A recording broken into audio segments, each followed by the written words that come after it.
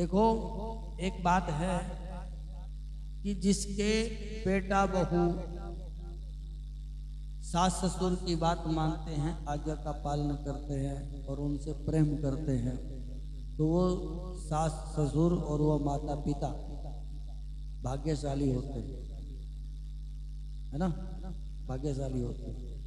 और जिसके बेटा बहू बात नहीं मानते और माता पिता की आज्ञा का पालन नहीं करते, तो संत कहते हैं कि वो अति भाग्यशाली होते हैं। बोलो जय सिया राम। बात समझ गए हैं? हाँ बताया था, हाँ बताया था ना आपको। अब भाग्यशाली तो होंगे, फिर मोह नहीं छूटेगा ना, वो तो यहाँ के लिए है। यहीं थोड़े दिन हम रहेंगे, 5 साल 10 साल, सबके लिए भाग्यशाली माने जाएंगे। लेकिन अति भाग्यशाली होंगे क्योंकि जब बेटा बहू प्रेम नहीं करेंगे तो उनके अंदर हमारा मोह ममता नहीं रहेगी, उनके अंदर मोह ममता छूट जाएगी। और जब आदमी दुखी होता है फिर भगवान का सहारा ले लेता है ना, नहीं लेता। भगवान का सहारा जब सारे सुख जीव को प्राप्त होते हैं तब कहाँ भगवान की याद आती है? ये तो फॉर्मेलिटी, एक तो फॉर्मेलिटी होती है, अभी आरती उतार दी भगवान की और बस भोग लगा दिया, ठीक है।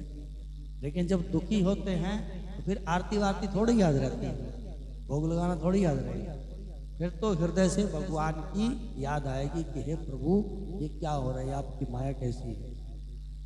तो जो घर परिवार में मोह ममता रखते हैं यही बंधन का कारण है बस।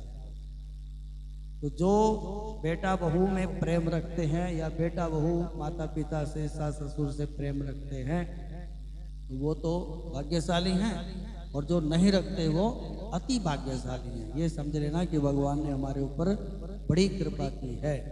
बोलो जय सिया राम। अपने गले में अनेक प्रकार की रस्सियां पड़ी हुई हैं, जननी जनक बंधु सुखदारा, ये क्या है? ये रस्सियां पड़ी हुई हैं, फांसी हैं, और ये एक एक करके कटती जाए फांसी तो फिर भगवान की याद आने लगती है। और यदि इनमें बहू बढ़िया बढ़िया परोठे खिलाएगी, आपको मटर पनीर की सब्जी बनाएगी, दिन में 2-3 बार चाय पूछेगी, इलायची डाल के चाय पिलाएगी, तो बहू अच्छी लगेगी, फिर भगवान थोड़ी याद आएंगे। बोलो जय सिया राम। भगवान तो जब तब याद आएंगे जब आप 2-4 बार बोलें और फिर भी चाय ना मिले, हैं? ठीक है ना? झूठ कह रहा हूं क्या? ये पुराणों में लिखी हुई सारी बातें हैं। अब पुराण की तो बात क्या सुनानी है, चलो। अब जो पृथु महाराज है इनके दादा ऐसे थे जिनके हम कथा सुन रहे। पृथु महाराज जी थे, राजा पृथु के पिता का नाम था बैन और इनके दादाजी थे अंग। अंग बड़े धर्मात्मा थे और जो बैन था वो बड़ा दुष्ट आत्मा था। तो अंग से पूछा आत्माओं ने कि आपका बेटा तो बहुत खराब है, आपको बुरा नहीं लग रहा? बुरा ना ना ना, ये मेरे ऊपर भगवान की बड़ी कृपा हुई है। आत्माओं ने कहा कि ऐसा क्या हुआ प्रभु? बड़े धर्मात्मा राजा थे। बोले नहीं नहीं, ये जो गदपत्यम ही वरम मन्ये, वो कहते हैं गदपत्यम ही वरम मन्ये, जो कुपुत्र है मैं उसको ही श्रेष्ठ मानता हूँ। बोले क्यों?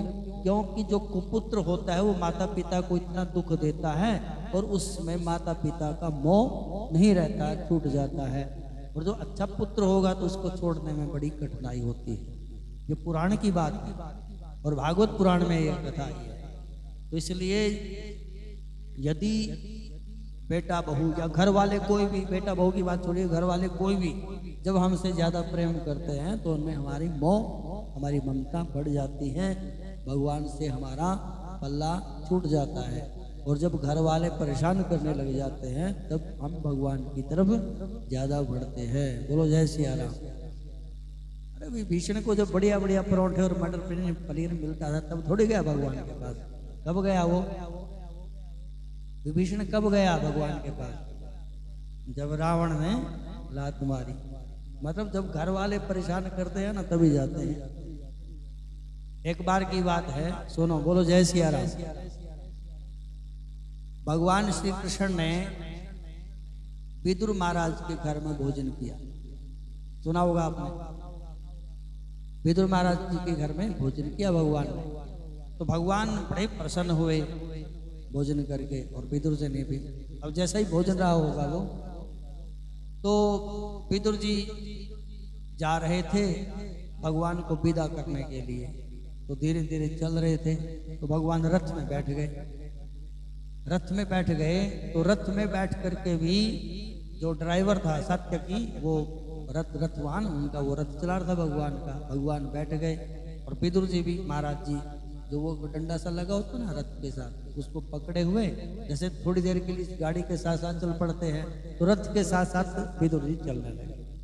तो भगवान ने विदुर को कहा कि विदुर जी, आपने भोजन तो बहुत बढ़िया करवाया, लेकिन दक्षिणा नहीं दी आपने मेरे को। अब जब पंडित जी को भोजन करवाएं तो जब तक दक्षिणा नहीं मिलेगी तब तक पंडित जी वहीं बैठे रहेंगे। दक्षिणा लेकर के बोलते अच्छा जी जयराम जी की ओर चलते हैं, बोलो जय सिया राम।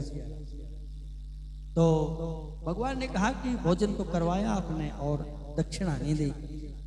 तो विदुर जी कहते हैं कि महाराज भूल हो गई, और बस भाव में ऐसा ध्यान भी नहीं रहा, तो आप बोलिए क्या दक्षिणा।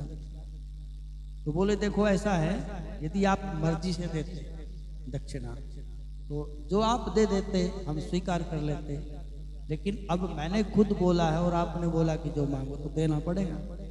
तो भगवान ने कहा, विदुर जी कहते हैं कि हाँ ठीक है, आप बोलो ना क्या चाहिए आपको, सर्वस्व आपके लिए है। तो भगवान कहते हैं विदुर को कि मेरी दक्षिणा यही है कि भाई तुम ये कौरवों को छोड़ करके ना थोड़े दिनों के लिए तीर्थ यात्रा के लिए चले जाओ। भगवान कह रहे हैं कि इनको कौरवों को छोड़ो और थोड़े दिन के लिए तीर्थ यात्रा के लिए चले जाओ, बस यही मेरी दक्षिणा है। तो भगवान इसलिए कह रहे हैं कि जब तक विदुर जी महाराज यहाँ हस्तिनापुर में कौरवों के साथ रहेंगे, इन कौरवों को कोई कुछ भी नहीं बिगाड़ सकता। क्योंकि संत महात्मा जब तक घर में रहते हैं, किसी भी घर में, उस घर का कभी भी किसी प्रकार का अनिष्ट नहीं हो सकता। तो भगवान ने इसलिए बोला कि इसको विदुर को कैसे भेजूं, तो भगवान ने दक्षिणा मांगी वहां पे कि आप तीर्थ यात्रा के लिए चले जाओ, यही मेरी दक्षिणा है। तो विदुर जी ने भगवान की बात नहीं मानी। बोलो जय सिया राम। कहाँ गए वो छोड़ करके नहीं गए। तो बोले ऐसी परिस्थिति में मेरे बड़े भाई हैं, अंधे हैं, तो कैसे जाऊंगा, मेरी भाभी जी हैं, उन्होंने भी पट्टी बांध ली है, और जो बच्चे हैं वो बात नहीं मानते, बड़े दुखी हो जाएंगे, राजकाज कौन चलाएगा। इस प्रकार की बातें बना करके भगवान को वहां से भेज दिया। बात समझे। तो विदुर कब छोड़ करके गए फिर, जब दुर्योधन ने अनेक प्रकार से उनका अपमान किया, उनको गालियां दी और उनको धक्के मार करके बाहर से निकाल दिया घर से। तब विदुर जी घर छोड़ करके गए। भगवान के कहने से कहाँ गए। तो जो व्यक्ति घर में रहता है, अनेक प्रकार के बहाने बनाता रहता है। जब विभीषण को हनुमान जी समझा रहे थे कि भगवान के पास जाओ, तो कहाँ गए। हनुमान जी के कहने से कहाँ गए, कब गए, जब उनको लात पड़ी, जब रावण ने लात मारी तभी विभीषण भगवान के पास गए ना। और विदुर जी महाराज भगवान के कहने से नहीं गए, बल्कि जब उनको अनेक प्रकार से अपमानित होना पड़ा तब छोड़ छाड़ करके वहां से गए। तो आदमी भगवान के चरणों में तब तक नहीं जाता जब तक घर में उसका आदर होता है, जब तक प्रतिष्ठा होती है, बढ़िया बढ़िया खाना पीना मिलता है, सब लोग इज्जत करते हैं, तब कहाँ भगवान की याद आती है। भगवान की याद तो तब आती है जब चारों ओर से उसको सब लोग धुतकारने लग जाते हैं। इसलिए घर वालों से ज्यादा प्रेम नहीं करना चाहिए। मतलब नाटक करते रहो प्रेम करने का, नहीं तो फिर रोटी नहीं मिलेगी खाने के लिए। बहू को बोलते रहो बहुत बढ़िया भोजन बनाती है, बहुत सेवा करती है, मीठी मीठी बातें करो और अंदर से भगवान को याद रखो, तो इसलिए भोजन भी बढ़िया मिलेगा और काम भी बन जाएगा। बोलो जय सिया राम।